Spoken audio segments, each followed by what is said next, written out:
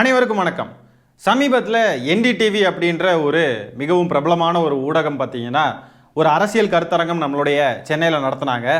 அந்த கருத்தரங்கத்துடைய பேர் பார்த்தீங்கன்னா டிஎன் சம்மிட் அப்படின்றது தான் அந்த கருத்தரங்கத்துடைய பேர். அந்த கருத்தரங்கத்துக்கு நிறைய அரசியல் கட்சி தலைவர்கள் வந்திருந்தாங்க. ஆளுங்கட்சியை சேர்ந்தவங்க, எதிர்கட்சியை சேர்ந்தவங்க, இன்னும் தமிழகத்தில் இருக்கக்கூடிய பல அரசியல் கட்சிகள், முக்கியமான அரசியல் கட்சிகளுடைய முக்கியமான நபர்கள் வந்திருந்தாங்க.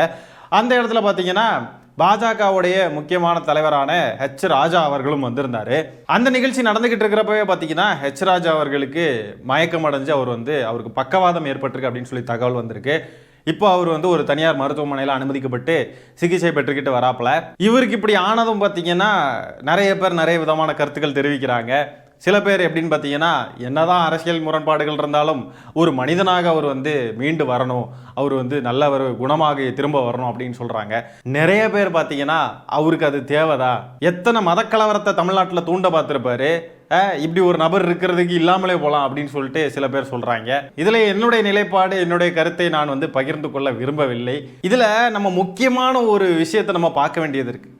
வாழ்க்கை ஃபுல்லாகவே இஸ்லாமியர்கள் அப்படின்னாவே ஹெச் ராஜாவுக்கு ஒரு ஒவ்வாமை. எப்போ பார்த்தாலும் வன்மத்தை கக்கிக்கிட்டே இருப்பாப்புல. நீங்கள் எல்லாம் பாகிஸ்தானுக்கு போங்க, இவர் ஆன்டி இந்தியன்ஸ்னு சொல்கிறது.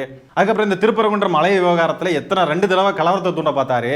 இஸ்லாமியர்கள் இந்து மதத்தினருடைய இடத்தையெல்லாம் ஆக்கிரமித்து அங்கே சமாதி கட்டியிருக்காங்க. அது இதுன்ட்டு பயங்கரமாக இஸ்லாமியர்கள் மேலே வன்மத்தையும் வெறுப்பையும் கக்கிக்கிட்டே இருக்கக்கூடிய ஒரு நபர் தான் ஹெச் ராஜா.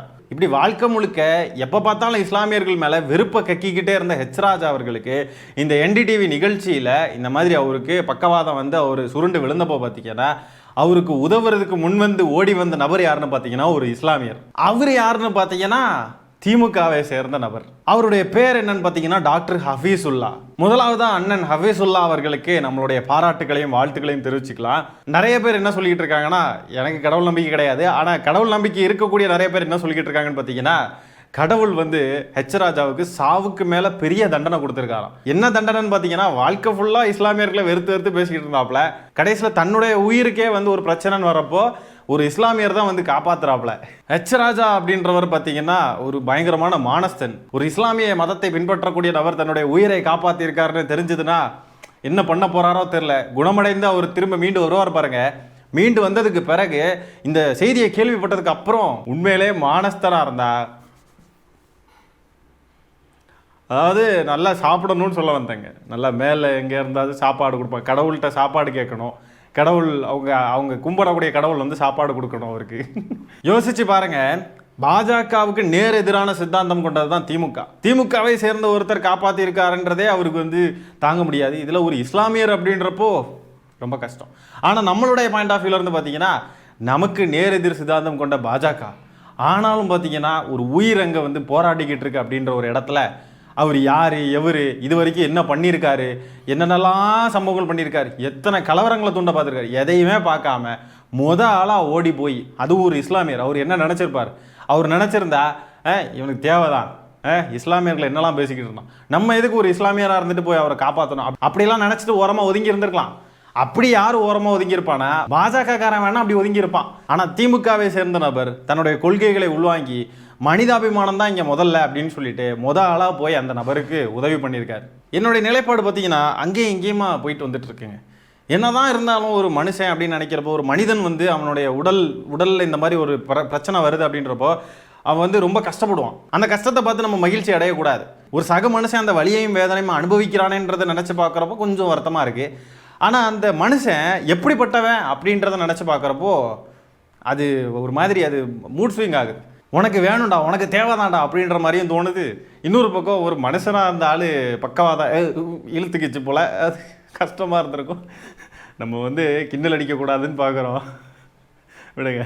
சில பேர் தூக்கிட்டு வருவாங்க, உனக்கு இந்த மாதிரி ஆனாதான்டா தெரியும், நீ உனக்கு இது மாதிரி ஆகிறப்போ எல்லாரும் சிரிச்சுக்கிட்டு இருந்தாங்கன்னா தெரியும் அப்படின்னு சொல்லிட்டுலாம் சில பேர் தூக்கிட்டு வருவாங்க. ஹெச் ராஜா அப்படின்ற நபர் தமிழ்நாட்டில் எவ்வளோ பிரச்சனைகளை தூண்டுறதுக்கு காரணமாக இருந்திருக்கார். எவ்வளோ மோசமான ஒரு பேர் வழியாக இருந்த ஒரு நபர். அந்த ஹெச் ராஜான்ற ஒரு நபர் இருக்கார் பாருங்க. இப்படி ஒரு குணம் கொண்ட நபருக்கு இந்த மாதிரி ஆகுது அப்படின்றப்போ அதை நம்ம வேற விதமாக வருத்தமாக பார்த்தாலும் இன்னொரு விதத்தில் கொஞ்சம் மகிழ்ச்சியாக தான் இருக்குது. தமிழ்நாட்டின் நலனை விரும்பக்கூடியவர்களாக இருந்தால் இப்படி தான் ஃபீல் ஆகும்னு நினைக்கிறேன். இருந்தாலும் பரவாயில்ல, அவர் குணமாகி வீடு திரும்ப வேண்டும். இனி குணமாகி வீடு திரும்பினாலாவது இந்த இஸ்லாமியர்கள் மேலே இருக்கக்கூடிய விருப்பு வன்மம் இதெல்லாம் இல்லாமல் இருந்தாருன்னா நல்லது. அதெல்லாம் மீண்டும் இருந்துச்சுன்னா நம்மளாம் ஏன்டா வருத்தப்பட்டோம், இவருக்கு இப்படி ஆச்சுன்னு வருத்தப்பட்டோம்னு சொல்லி திருப்பி ஃபீல் ஆகிற அளவுக்கு இருக்கும். 99.99% அவர் வந்து இஸ்லாமியர்கள் மேலே வன்மத்தை தான் கக்க போகிறார். பழைய மாதிரியாக தான் இருக்க போகிறார். குணமாகி வந்தாராம், அது மாற போகிறது இல்லை. அப்படி ஒருவேளை அவர் திருந்திட்டாரு, மனம் மாறிட்டாரு, ஒரு இஸ்லாமியர் என்னை வந்து காப்பாற்றிருக்காரு அப்படின்னு சொல்லிட்டு மனம் மாறினார்னு சொன்னால் மகிழ்ச்சி. ஆனால் அது நடக்காது. பாஜக காரனுக்கு எப்படிப்பட்டவடுங்கன்னு நமக்கு தெரியாதா என்ன? உடம்புல ஒவ்வொரு அணுவிலையுமே விஷம் வந்து ஊறி போயிருக்கக்கூடிய ஒருத்தன் எப்படிங்க மாறுவான்? மாற போகிறது இல்லை. அதனால இவனுக்காகலாம் நம்ம வருத்தப்படுறது, சோகமாக பார்க்குறது அதெல்லாம் இல்லாமல் இருக்கிறது நல்லது. ஆனால் ஒரு மனிதன் அப்படின்ற அடிப்படையில் நம்மளும் அவனை மாதிரி மிருகம் கிடையாது இல்லையா? அதனால் நமக்கு வந்து ஒரு கருணை உள்ளம் உண்டு. அதுதான் தமிழ்நாட்டு மக்களுடைய இயல்பு, அதுதான் தமிழ்நாட்டு மக்களுடைய இயல்பான ஒரு குணம் இல்லையா? நமக்கு அந்த வருத்தமும் சோகமும் இருக்குது. ஆனால் இப்படிப்பட்ட ஒரு நஞ்சை வந்து அவனுடைய உடம்புல இருக்கக்கூடிய அத்தனை அணுக்கள்லையும் விதைச்சி வச்சிருக்கக்கூடிய வாழ்ந்துக்கிட்டு இருக்கக்கூடிய ஒருத்தர் வந்துட்டு கொஞ்சம் நம்ம மிருகத்தனமாக தான் யோசிக்க வேண்டியது இருக்குது. நீங்கள் வேணால் பாருங்கள், இந்த ஹஃபீசுல்லா டாக்டர் காப்பாற்றினார் பாருங்க திமுக காரர், அவர் மேலேயே வெளியே வந்து வன்மத்தை கக்க கூட நிறைய வாய்ப்பு இருக்குது. குணமாகி வந்தாப்புலனா ஒரு மருத்துவமனையில் கொண்டு போய் இவரை அனுமதிச்சிருக்காங்க. இவரை நியாயமாக பார்த்தா கடவுள் காப்பாற்றிருக்கணும். அதுக்கு மேலே அவருக்கு மருந்து இதெல்லாம் வந்து பார்த்தீங்கன்னா கோமியமும் சாணியையும் கொண்டு போய் கொடுத்துருக்கலாம். எதுக்காக ஹாஸ்பிட்டலுக்கு போனாங்கன்றது புரிய மாட்டேங்குது. ஹாஸ்பிட்டலுக்கு போயிருக்காங்கன்னா இப்போ பகுத்தறிவுன்னு ஒன்று இருக்குன்னு அர்த்தம். இப்படி ஒரு சூழ்நிலையில் கோமியத்தையும் சாணியையும் தூக்கி சாப்பிட்டுக்கிட்டு இருக்க முடியாது. ஹாஸ்பிட்டலுக்கு தான் போகணும்னு சொல்லி தோணிருக்கு இல்லையா? இவங்களுக்கு மட்டும் பகுத்தறிவு வேலை செய்யும். ஆனால் மற்றவங்கெல்லாம் பார்த்தீங்கன்னா கேன்சரே வந்தாலும் விரதம் இருக்கணுமா. அண்ணாமலை சொல்கிறார், கேன்சர் செல்லெல்லாம் அழிஞ்சு போயிருமா விரதம் இருந்தால். இவங்க வந்து மக்களை வந்து இப்படியெல்லாம் இன்ஃப்ளூயன்ஸ் பண்ணுவாங்க தப்பு தப்பா. ஆனால் இவங்களுக்கு ஒரு பிரச்சனைன்னு வரப்போ மட்டும் முதலாம் மருத்துவமனைக்கு ஓடி போகிறாங்க.